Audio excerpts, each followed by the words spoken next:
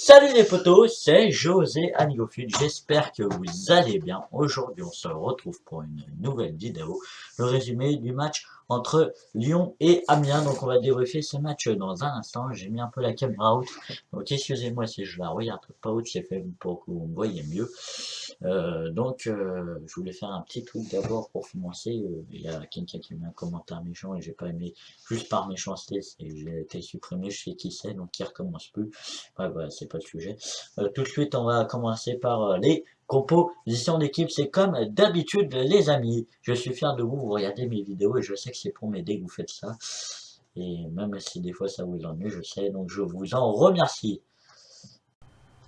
Donc les amis, les compositions d'équipe avec pour Lyon un 4-4-2 losange comme au dernier match avec cette fois Memphis en 10. Donc dans les cages Lopez, Morel et Marcel en défense centrale, Raphaël Mendy en latéral, Ndombele, Touzard, Awar, c'est les trois du milieu de terrain, Touzard en sentinelle, en milieu offensif Memphis, et Mariano et j'allais dire Mbappé, Traoré en pointe de l'attaque. Pour nos amis amiénois, c'est Gürtner dans les cages, Adenon, Guano, Dibassi, El Ajam, mon conduit Zurgou, en 10 Kakuta, en pointe c'est Konaté, Moussa Konaté, non je crois que c'est ça, ouais, Serge Gakpé et Manzala en ailier. Voilà pour les compositions d'équipe. Donc oui, Lyon on passe en 4-4-2 losange maintenant, c'est le nouveau système de Bruno Genesio, ça aide Memphis et comme ça Fekir sera aussi libre.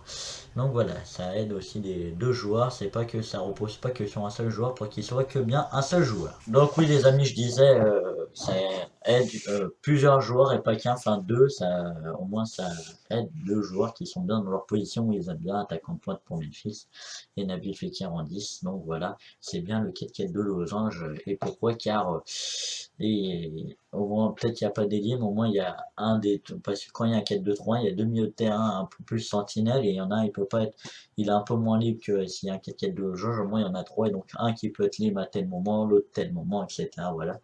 Et donc voilà. Et en plus c'est plus compact au milieu de terrain, c'est un peu mieux quand même. Et surtout quand on attaque, bon il y en a un de moins, mais tout va très bien comme ça en attaque. Donc maintenant on va voir les buts, les amis. Donc les amis, on va regarder les buts de la rencontre, les voici. Donc premier but, un long ballon perdu là par les Léno et puis le contre lyonnais, but, on va y voir. Je ne vais pas trop les commenter parce que ceux qui ont regardé la vidéo que je connais m'ont dit que c'était pas super, moi, mes commentaires, donc voilà, je vous laisse les regarder ces buts. Et puis le deuxième, on va le voir. On a gagné 3-0, encore une raclée mise par les Lyonnais. Troisième, encore une récupération un peu basse et un contre. Voilà, un contre et un but.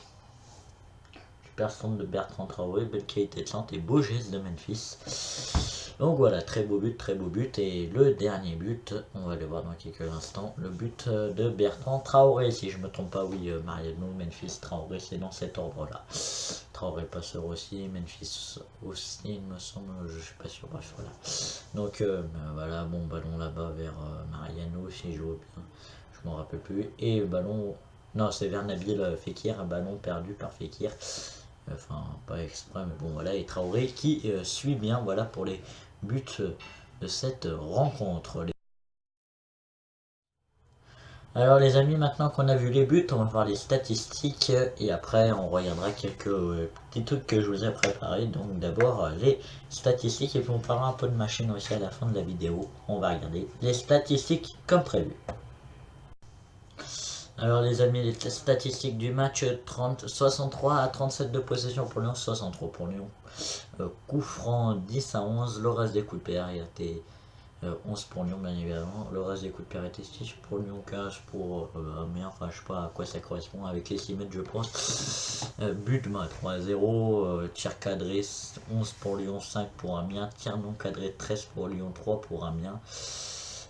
Après, toujours on s'en fiche un peu. Corner 7 pour Lyon, 5 pour Amiens, donc beaucoup de corners dans ce match. Un hors-jeu pour Amiens. Faute 10 pour Amiens, 10 pour Lyon, c'est égal. Et remplacement 3-3. Voilà les amis, donc ça fait la comparaison un peu des parts bleus Si elles sont entières ou pas, ça va regarder, c'est comme une fraction, quoi, si vous préférez comme ça. Alors les amis, maintenant pour l'homme du match, j'ai encore mis Memphis, un but, une passe D, il me semble, oui c'est ça, parce qu'il a fait un très bon match encore. 5 buts, 5 passes D, donc un but et une passe D en plus, sur ces 4 derniers matchs maintenant. Un but à plus, un but avec les sélections néerlandaises face aux Pays-Bas, mais bon voilà, tout ça en jouant en attaque complète et j'ai rajouté en milieu offensif, puisqu'il a joué hier en milieu offensif. Donc oui, j'ai envie de dire, Bruno Genesio, il a fallu qu'il attende qu'il joue avec les Pays-Bas en pointe pour voir qu'il s'était plutôt un attaquant de pointe. Rappelez-vous que quand il jouait au PSV Eindhoven, quand il a été formé, c'est une année où il a mis plein de buts, il jouait en pointe au PSV Eindhoven et il était coéquipier de Marcelo pendant quelques saisons, je vous le répète. Si vous n'avez pas vu ma vidéo la dernière sur lui. Et maintenant les amis, sur Bruno Genesio, on va voir son bilan pour l'instant. Sur les 7 derniers matchs, c'est 6 victoires, 1 défaite et pas beaucoup de buts encaissés pour lui. Il n'y en a eu que 2, il me semble, sur les 6 derniers matchs de Ligue 1. Il n'y en a eu que 2, ou 4 derniers matchs, ou 5, bref, voilà. Depuis le match de Marseille, ils n'ont plus pris de but. Des résultats satisfaisants, mais j'ai envie de dire, attention, parce qu'à chaque fois que voilà, ça a dit attention Bruno, tu vas te faire virer si ça continue, et il a réussi à remonter les stats. Mais bon, voilà, il y a quand même un mais, attention à pas trop redescendre, parce que s'il y a encore une défaite ou deux, ça pourrait vite faire tourner encore. S'il y a 2 défaites ou 2 matchs nuls, Genesio, je pense que là il sera à la porte, il n'y aura pas le choix, donc oui, donc il y a bien le mais attention. Là j'ai mis mais sur la photo, mais attention. D'ailleurs sur la photo que j'ai mis pour Memphis du match, j'ai bien mis avec Mariano pour voir qu'ils s'aiment bien, qu'on dise qu'ils s'aiment pas alors que c'est faux. Donc voilà, je les ai mis quand ils se prennent dans les bras. Alors pour la tactique, mes collègues m'ont reproché que j'ai pas mis trop la tactique, enfin j'en ai pas trop parlé, donc là j'ai fait un schéma pour bien représenter. Donc le rond bleu vers la cage, moi j'ai mis la cage amiénoise d'abord, bon elle a changé, on change chaque période du match au football, comme vous le savez, donc voilà. Donc j'ai mis la cage amiénoise là-bas et où j'ai mis le premier rond, donc plus proche de la cage amiénoise, c'est la zone où les Amiénois restaient à peu près sur toute la largeur. J'ai mis un rond là au milieu parce que c'était plus au milieu qu'ils étaient regroupés. Mais après, des fois, ils allaient un peu sur les côtés et c'était bloqué. Et là, l'autre zone que j'ai mis vers le rond central, et bon, il y a tout le reste du terrain, bien évidemment, mais c'était plus ça. C'était la passe additionnelle, c'est là où les Lyonnais faisaient des échanges. Donc, j'ai appelé ça zone, euh, voilà, zone d'échange de balles lyonnaise. Et l'autre, c'est zone de défense de la défense amiénoise. Oui, parce que je me suis dit, tant qu'il n'y aura pas, quand je regardais le match, tant qu'il n'y aura pas quelqu'un qui fera un décalage technique, il n'y aura pas de but. Et après, bien évidemment, au fil du match, Amiens était obligé de sortir pour essayer de revenir. Et là, Lyon, à la fin, 10 minutes, il reste à jouer, malgré que Gurtner a fait plusieurs arrêts. Ils ont marqué 2 buts, voilà, parce qu'Amiens est sorti, autrement il serait resté comme ça. Il aurait fallu qu'il y aurait quelqu'un, un joueur de qualité technique qui puisse faire la différence. Après, il y en a, même Mariano, on dit pas trop technique, il est assez technique, Traoré aussi, bon, des fois, un peu la technique, pas, des fois, elle est un peu défaillante pour Traoré, mais plus une excellente technique. Bon, il y a Fekir qui rentre en deuxième période d'excellente technique à avoir aussi, même Ndombele a une très bonne technique, donc de mal, des très bons gestes techniques, donc voilà. Donc je me suis dit ça. Après, Lyon a gagné 3-0. Enfin, qu'est-ce qu'on peut dire d'autre? On va tout de suite débriefer, mais bon, voilà la tactique. Voilà ce qui était les zones tactiques du match. Après, comme je vous dis, c'était écarté un peu, voilà. Et Lyon, il y avait une passe à 10, passe à 10, passe à 10. Et tant qu'il n'y avait pas quelqu'un qui faisait une différence technique, ça ne pouvait pas aller. Donc maintenant, les amis, je vais vous dire ce que j'en ai pensé du match et du Lyon. Donc Lyon, en ce moment, c'est très très bien. Très très bien. C'est 4 victoires sur les 4 derniers matchs. Alors, il y a Caen, il y a, je ne dis pas dans l'ordre, peut-être. Caen, Marseille, Toulouse, Amiens, maintenant c'est 5 victoires sur les 5 derniers matchs de championnat. Très très bien pour Lyon, depuis l'élimination en Ligue Europa, ça va mieux, on l'a vu. Et puis j'ai des grosses victoires, à part face à Marseille 3-2, ils ont pris 2 buts, mais autrement ils n'en ont pas pris. Face à Caen, ils n'en ont pas pris, face à Amiens, ils n'en ont pas pris, face à comment ça s'appelle, ils n'en ont pas pris. Enfin voilà, face à Toulouse, ils n'en ont pas pris, donc oui, ils n'en ont pas pris face à Toulouse, je crois pas. Ça fait 4 matchs. Non, peut-être face à Toulouse, ils en ont pris un. Il faudrait que je ressorte le résultat, mais bon, bref. Ils n'ont pas pris beaucoup de buts, hein. C'est 2 ou 3, pas plus sur les 6 derniers matchs en championnat, ce qui fait pas beaucoup, hein. Après, Lyon va mieux, mais bon, Lyon pour moi est le meilleur gardien de Ligue 1 et un des meilleurs défenseurs de Ligue 1, si c'est pas le meilleur. On va me traiter de chauvin quand je vais dire que Marcelo est le meilleur défenseur de Ligue 1, mais bref, Thiago Silva cette année n'a pas été super non plus. Bon, Marquinhos, pas mauvais du tout, même très bon. Et Kimpembe aussi, c'est un peu un espoir enfin Kimpembe pas inattendu, mais bon voilà. D'ailleurs, en parlant de ça, on va refaire un peu des jeux sur ma chaîne. Il y aura la review de Memphis 85 BU sur FIFA 18. Je la sortirai d'ici demain ou après-demain au moment où je ferai ma vidéo que je la sors.